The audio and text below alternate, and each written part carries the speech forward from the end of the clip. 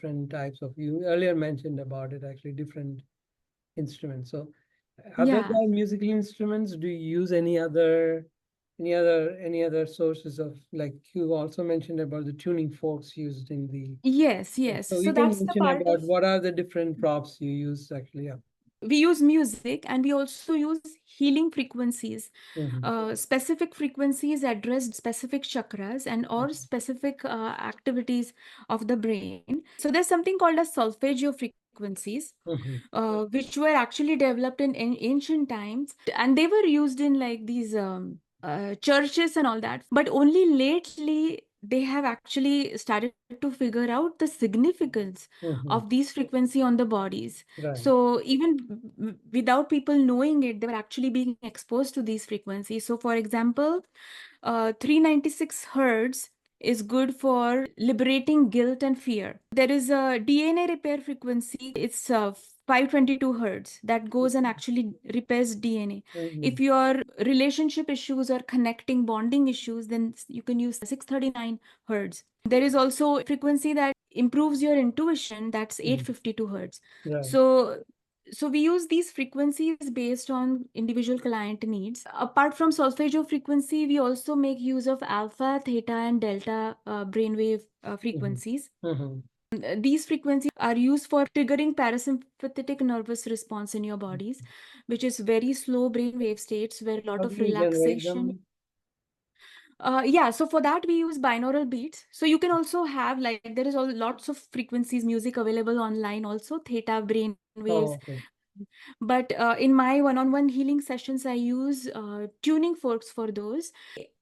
We expose different tones to different ears, Mm-hmm. and your brain kind of synchronizes to the difference between those frequencies. You can use these binaural beats to actually create alpha, theta, and delta Mm-hmm. brainwave states. Alpha is very good for really focus, Mm-hmm. concentration, being in that zone.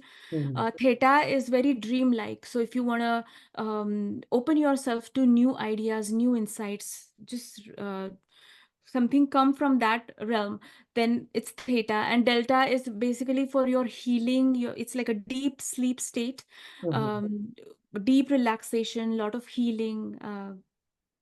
Growth. So that is where we use delta. So based on Mm-hmm. the client needs, I make use of different frequencies in Right. addition to music. Yeah. So I have a thought about this actually. Generally speaking, the people are more exposed to various different environments despite the sessions that they do with certain therapists, for example.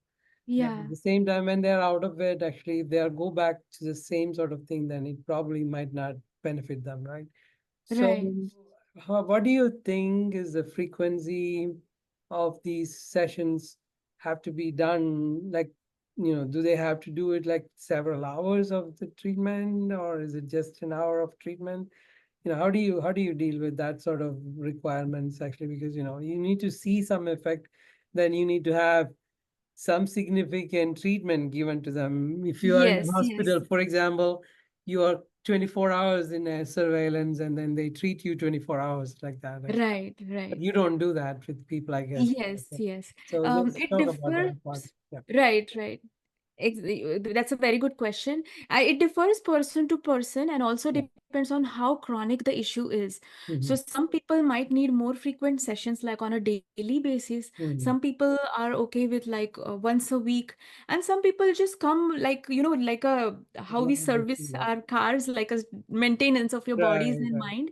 So then they come as needed basis. Mm-hmm. But there is in the therapy itself there is a protocol of certain, especially if it's a physical health issue, then we clearly know that okay, this has to be repeated at certain interval. But if it's a mental health issue, then it is very subtle. It's very Right, right. it depends on how receptive the person is, Mm-hmm. how Mm-hmm. motivated they are to act on their Yeah. issues. They also get homework, so I either give them some frequencies or tracks that they have to listen. Mm-hmm. Like I said, if they are only available in the mornings, then I give them morning tracks. Mm-hmm. We use something called as sound dreaming to visualize a positive outcome, Mm-hmm. listening to a specific frequency. They call call it law of attraction or manifestation, however, Mhm. you have to actually imagine or tune into the frequency of the outcome that you want. So Mhm. we give them this as a homework that, okay, you Right. visualize a Mhm. positive outcome while listening to this particular track. Then it is like added benefit. We Yeah. also give them certain mantras. These are not religious I mantras. was These going are to ask you basically, that actually.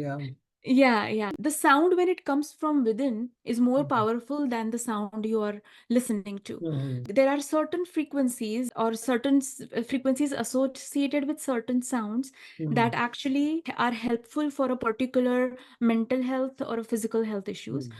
So we use those frequencies. So for example, root chakra, which is for the lower back, leg pain issues, or if you have some kind of insecurities in your life, if you're not feeling grounded enough, Mhm. then that has a mantra of Lam, the frequency associated with the L sound Mhm. combined with the M sound. How They are would very that sound healing actually? for, How would that sound? huh? LNM? How would that sound? Yeah, Lam. So the sound of Mhm. Lam. Just like Actually. you say Om, right? But these are like Mhm. actually specific. Uh-huh. So if you just say Ra, you will find it reverberate in your gut. You just say Mm. Ra. Yeah. Right. Uh, Right. so if you have any gut issues, Mhm. then we give them this Ram, R sound and M sound. Mhm. Also helps with self-esteem, self-confidence, willpower. Heart issues, there is a yam sound. So ya, you'll really feel it reverberates in your Mhm. chest area. Mhm. For throat issues, there is a hum sound. So Mhm. you just say hum, you'll feel that vibration in your throat. Right. But then you keep Hum. repeating it several times, it has its own. So Yeah. So it's mantras or anything basically, like that is chanted over and over again, and then it has an effect on yeah, your right. meditative power on the brain, actually. Yeah. Yeah. Yeah. And then Excellent. we actually use multiple aspects. So no, we are Mhm. not only just focusing on the ha sound, Mhm. but we also are chanting it at the frequency of throat. So Mhm. remember I mentioned between our legs and crown, the whole Mhm. octave is covered. Right. So it literally goes from sa re ga ma pa dha ni, Mhm. which is C D E F G. So if Mhm. you so this note, or I'm talking about throat, right? So this is the G note, Mhm. right? The pa note. So Right. if you chant ham at Mhm. the G note, Mhm. then it is like, like all the more effective. So Mhm. then I gave them pre-recorded mantras, so they Mhm. chant it at that frequency, Right. and then that is something they get as a homework.